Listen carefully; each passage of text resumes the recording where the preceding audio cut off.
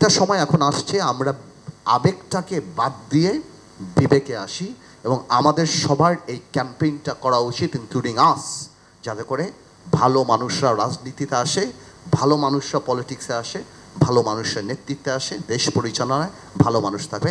Because ভালো বাবুর্চি থাকলেই ভালো খাওয়া পাবেন, ভালো ইঞ্জিনিয়ার থাকলেই ভালো বাড়ি পাবেন, ভালো ডাক্তার থাকলেই আল্লাহ ছেলে মানুষ সুস্থ হবে। আমাদের দেশে একজন ভালো মানুষ লাগবে, সব ঠিক হয়ে যাবে। আমরা পলিটিক্স করি, আমরা জানি আপনারা যে যত সেমিনার করেন কোনো লাভ হবে না যদি রাজনীতিবিদ ভালো না হয়। আপনাদের এই যত রিপোর্ট, এই যত আক্ষেপ, এই যত কিছু সব এখানেই থাকবে। স্যান্ডউইচ খাবো, কফি খাবো, কিচ্ছু হবে না। If we do not feel that we want change, if we do not feel that our power should be limited, nothing will happen. এবং গত 50 বছর তাই হয়েছে। আপনি আমাদের কনস্টিটিউশন বিশ্বের যে কাউকে দেন, দারুণ কনস্টিটিউশন, কিন্তু কোনো লাভ মানে নাথিং ইজ উইদাউট ফ্লস, প্রত্যেকটা দেশেই থাকতে পারে। কিন্তু আপনি যাই করেন, আমি মনে করি ভালো রাজনীতিবিদ আনার জন্য আপনারা সেমিনার করেন। এই প্রেশার কি আজকে আপনারা এই কথা বলছেন, উইথ ডিউ রেসপেক্ট আমি বলতে যাচ্ছি, যদি শেখ হাসিনা সরকার টিকে যেত এই সেমিনার কি হতো? আমরা যখন মার খেতাম, ছাত্ররা যখন এই আন্দোলনের আগে আমাদেরকে যখন ধরে নিয়ে যেত, ছাত্রদল বা জামাত করলেই যখন মৃত্যুটা খুব স্বাভাবিক ব্যাপার ছিল, যে ও জামাত করে, ও ছাত্রদল করে, ও তো মারা যাবেই, ওকে তো ধরা হবেই, তখন কিন্তু আমরা সেমিনার হতে দেখি নাই। হেফাজতের বাচ্চা বাচ্চা ছেলেদেরকে যখন দেখলাম কান ধরে উঠাতো বসাতো, সেই সময় কিন্তু আমাদের গায়ে লাগে নাই। গায়ে লেগেছে যখন নর্থ সাউথ আর ব্র্যাক ইউনিভার্সিটিতে গোলাগুলি হয়েছে। কেন? কারণ সেখানে আমার ভাই বোনরা পড়ে। সুশীলদের তখন গায়ে লেগেছে যে আমার ভাতিজা, আমার ভাই, আমার এরা পড়ে। তো জাতি হিসাবে আমরা কতখানি সেলফিশ, আমরা কত। এই আন্দোলন তো কোটা দিয়ে আরম্ভ হয়েছিল। কই কোটায় যারা আন্দোলন করেছিল, ওনারা যখন 2বার বীর দর্পণে যে ভোট ডাকাতি করে গিয়েছিল, তখন তো একবার চিন্তা করে নেই যে ভাই আমার গণতন্ত্রের সবচেয়ে বড় অধিকারটা হরণ করা হয়েছে, তখন আমার বাড়িতে এসে পড়েছে, আমার ভাই বোন রাস্তায় মারা গিয়েছে, তখন আমাদের হয়েছে। এবং অ্যাকুমুলেট ওয়েতে প্রথম আমি একটা অনুরোধ করব, আজকে আপনারা এমন কিছু বানান যাতে ইচ্ছা করলেও কালকে আমরা ক্ষমতায় যদি যাই আমরা নুইসেন্স না করতে পারি, তারপরের দিন জানি আপনারা রাস্তায় নেমে যান। কারণ এখন সত্যি কথা আমরা রাজনীতিবিদরা একটা জিনিসই ভয় পাই, যে আপনার প্রেডিক্টেবল শত্রু যেটা আওয়ামী লীগ করতে চেয়েছিল, যে খালেদা জিয়া বিএনপি চেয়ারপারসন বয়স হয়ে গিয়েছেন, এই তারেক রহমান আসতে পারবে না, জামাত ইসলামীর কোমর ভেঙে দিয়েছি, জাতীয় পার্টি তো আমিই চালাই, সুতরাং I will run, I will lead, I will rule. কোনো দৃশ্যমান শত্রু আমার অপোনেন্ট বাংলাদেশে নেই। কিন্তু এই আল্লাহর তরফ থেকে যে অদৃশ্য যে একটা জিনিস চলে এসেছে, যার কারণে 15 দিনও টিকতে পারেন এই আওয়ামী সরকার, তো আমরা এখন জানি সেই জিনিসটাকে ভয় পাই, যে আমাদের অপোনেন্ট নাই, তার মানে এই না যে we can get away with any nonsense we do.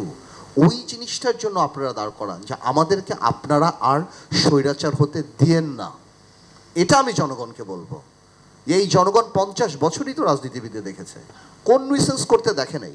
50 বছর পর কেন এই এক ভদ্রলোক আমার ভাই আজাদ ভাই চলে গেলেন, ভাগ্যিস চলে গিয়েছে, কারণ অনেক কথা আমার এখন বলা উচিত না যদি he is not here, but আমার কথা হলো কেন এই রক্ষী বাহিনীর গল্প আজকে মনে পড়লো, আগে মনে পড়ে নাই? এই রক্ষী বাহিনীর পরেও কি 2008 সালে আওয়ামী লীগ নির্বাচিত হয় নাই? আওয়ামী লীগ এমপি বানায় নাই? এই ইয়াবাবদি বিচ্ছু শামসুদের কি এসপিরা স্যালুট দেয় নাই জানার পরও? এগুলি বাস্তব। তো আপনার যখন নৈতিক অবক্ষয় হবে, সব দিক থেকে হবে, আপনার প্রত্যেকটা সেক্টর খারাপ, আপনি কোথায় পাবেন? আপনি কোথায় পাবেন ভালো রাজনীতিবিদ? কে রাজনীতি করবে? গত 20 বছরে কারা রাজনীতি করেছে?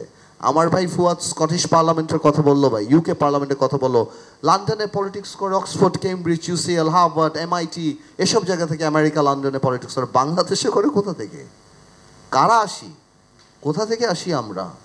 তো আমার কথা হলো এই সেমিনার করা যেতে পারে, ইংল্যান্ডের স্ট্যান্ডার্ডে কথা বলতে পারে, that the dust can come in, the wind can come in, the sunlight can come in, but the police cannot come in without my permission. আর বাংলাদেশে আমরা বলি that the dust cannot come in, sunlight cannot come in, the police can come in my house. তা আমার কথা হলো সেটাই, let's go back to the basic. মাথা যদি ঠিক না থাকে কিছুই ঠিক থাকবে না। আপনারা ক্যাম্পেইন স্টার্ট করেন সবচেয়ে বড়, আমরা আপনাদেরকে ভয় পাই, অ্যাটলিস্ট কেয়ার করি যাতে আগামীতে ভালো মানুষরা সংসদে আসে। এই যে পল্টু, ইয়াবাবদি, বিচ্ছু শামসু, মমতাজ, এইটা ওইটা যারা দাঁড়িয়েছে পার্লামেন্টে, when you have these people in the parliament, what do you expect? আমরা 15 বছর কিছু বলি নাই, এটা বাস্তব। 2014 সালে আমরা, আমাদেরকে মানুষ বলতো পারলেন না তো, আমি পারি নাই না, তুমি পারো নাই, পারলেন না তো আওয়ামী লীগকে সরাতে, ধরা খেয়ে গেলেন তো। মানে এটা কার? আমি যে বলছি কোথায়, আমার মাকে তো আপনি সেভ করতে পারলেন না, আমার মা তো, দেশটা কি আমাদের না আপনাদের না?